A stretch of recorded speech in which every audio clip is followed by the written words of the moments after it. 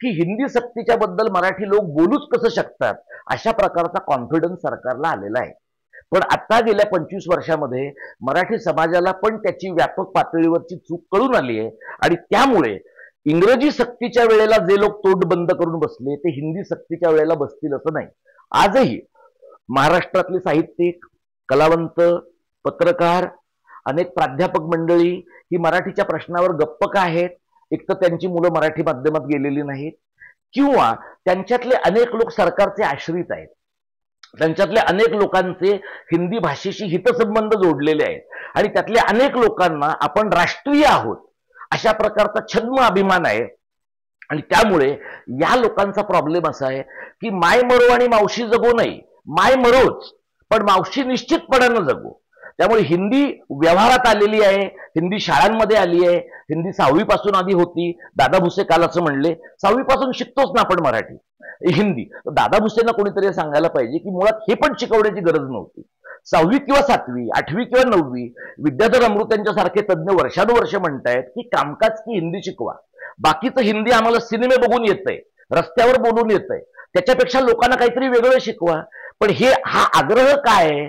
यांना असं वाटतं की हिंदी शिकल्याशिवाय इथल्या समाजातले लोक यांच्या राजकीय अंगठ्याखाली, सांस्कृतिक अंगठ्याखाली आणता येणार नाहीत. आणि म्हणून आताचे जे सरकार आहे भाजपचं, बाकीचे जे 2 त्याच्या कुबडे आहेत त्यांची आता सरकारला पण गरज नाहीये आणि त्यांचा स्वाभिमान ते एकतर गुवाहाटीला विकून आलेत किंवा 70,000 कोटींमध्ये विकून आलेत. या मंडळींचं मराठीपण स्वत्व पूर्ण संपलेलं आहे. त्या आणि बोलतंय कोण इथे? राज ठाकरे बोलले, उद्धव ठाकरे कडेकडेने बोलले. उद्धव ठाकरेंनी म्हटलं की आम्ही काहीतरी करू. काहीतरी करू म्हणजे काय? तुमच्या वडिलांनी मराठी माणसांसाठी पक्ष काढला, तुमचे आजोबा संयुक्त महाराष्ट्राच्या चळवळीत सक्रिय होते, मग तुम्ही तोंड पाटील की का करताय? गेल्या 48 तासांमध्ये 72 तासांमध्ये बालभारतीच्या कार्यालयासमोर शिवसेनेचं आंदोलन का नाही झालं? शिक्षण मंत्र्यांच्या घरासमोर शिवसेनेचं आंदोलन का नाही झालं? म्हणजे तुम्हाला मुंबई महानगरपालिकेमध्ये की राजकीय मराठी भाषा राजकीय मुद्दा का होत नाहीये? मराठी भाषा राजकीय मुद्दा होत नाहीये याचं कारण मराठी भाषेचं जे आपलं राजकारण आहे ते केवळ शिवसेनेच्या काळामध्ये दाक्षिणात्यांनी आमच्या नोकऱ्या बळकावल्या म्हणून त्यांना मारण्यापुरतं मर्यादित होतं. राज ठाकरेंच्या काळामध्ये उत्तर भारतीयांनी रिक्षा घेतल्या, टॅक्सी घेतल्या, पाणीपुरीच्या गाड्या घेतल्या म्हणून होतं. आणि त्यावेळेला म्हणजे शिवसेनेच्या काळामध्ये ह्यांनी काय केलं? उडप्यांची हॉटेल फोडली, आणखी 4-2 दुकानांना डांबर फासलं.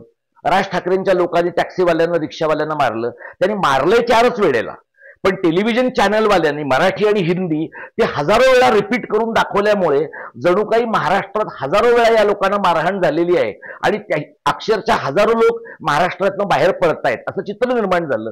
या 2 पक्षांचं जे राजकारण आहे ते प्रतिक्रियात्मक, प्रतिकात्मक आणि अत्यंतिक संकुचित स्वरूपाचं आहे.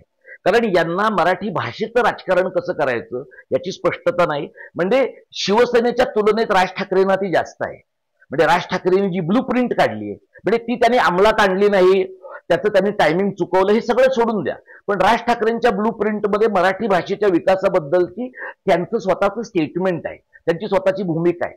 आणि आता झालंय असं की राज ठाकरेंना हे ठरवता येत नाहीये की मशिदीवरले भोंगे महत्वाचे आहेत, हनुमान चालिसा महत्वाची आहे का वर्गात न शिकवली जाणारी मराठी महत्वाची आहे.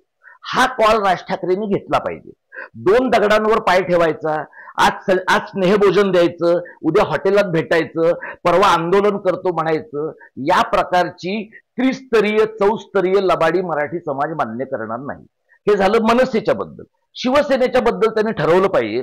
त्यांना ते सारखं बोंबलत सांगतात आम्ही हिंदू आहोत, आम्ही हिंदू आहोत. दिल्लीत तिकडे गुजरातचे 2 माफिया जर सगळ्यात मोठे हिंदू स्वतःला मानतात, तुमचं तिथे दुकान लागण्याची शक्यताच नाहीये. तुम्ही बाळासाहेबांच्या पुण्याईवर जगू शकणार नाही. तुम्हाला जगण्याचा एकच मार्ग आहे, हिंदुत्वावर लाथ मारा आणि मराठीच्या मुद्द्याकडे परत या. पण हे दोघे जण मराठीकडे परत आले म्हणजे मराठीचं राजकारण उभं राहील असं मी मानत नाही. हे दोघे येवत न येवत हिंदी सक्तीसारख्या मुद्द्यांवरनं मराठीचं नवं राजकारण उभंच राहिलं पाहिजे. आणखी जे 2 प्रादेशिक पक्ष आहेत आपल्याकडं, अजित पवारांचा प्रादेशिक पक्ष आणि शरद पवारांचा प्रादेशिक पक्ष आहे. तर पवार साहेबांचं गेली 25 वर्ष हे ठरत नाहीये की आपला संस्थानिकांचा पक्ष आहे का जनतेचा पक्ष आहे, 3 जिल्ह्यांचा पक्ष आहे का राष्ट्रीय पक्ष आहे. त्यामुळे आज सकाळी पण पवार साहेब असं म्हणालेले आहेत की हिंदीची सक्ती नको, पण हिंदीचा विद्वेष पण नको.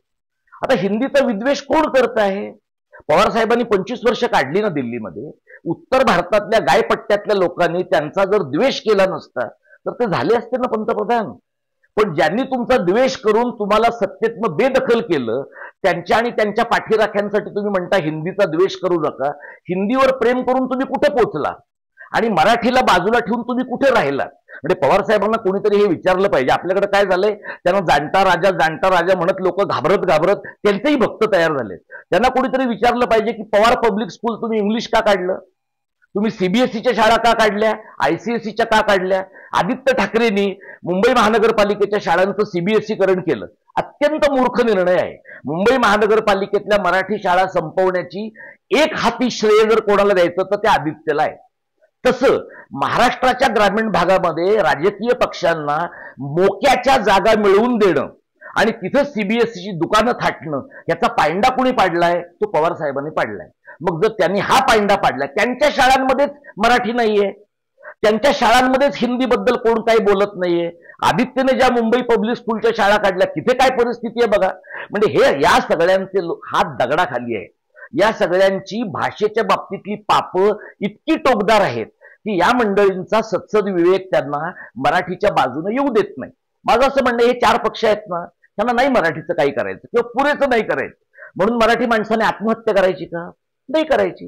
जे लोक काम करतायत त्यांनी एकत्र आलं पाहिजे. मी तुम्हाला मागे म्हटलं तसं मार्क्सवादी कम्युनिस्ट पक्षासारखा छोटा पक्ष महाराष्ट्रभरात भूमिका घेतो, त्यांची मदत घेतली पाहिजे. बच्चू कडूंनी मागच्या महिन्यामध्ये असं म्हटलं की किती पण भाषा शिका. आता उपोषण झाल्यानंतर बहुतेक त्यांचं डोकं ठिकाणावर आलेलं दिसतं.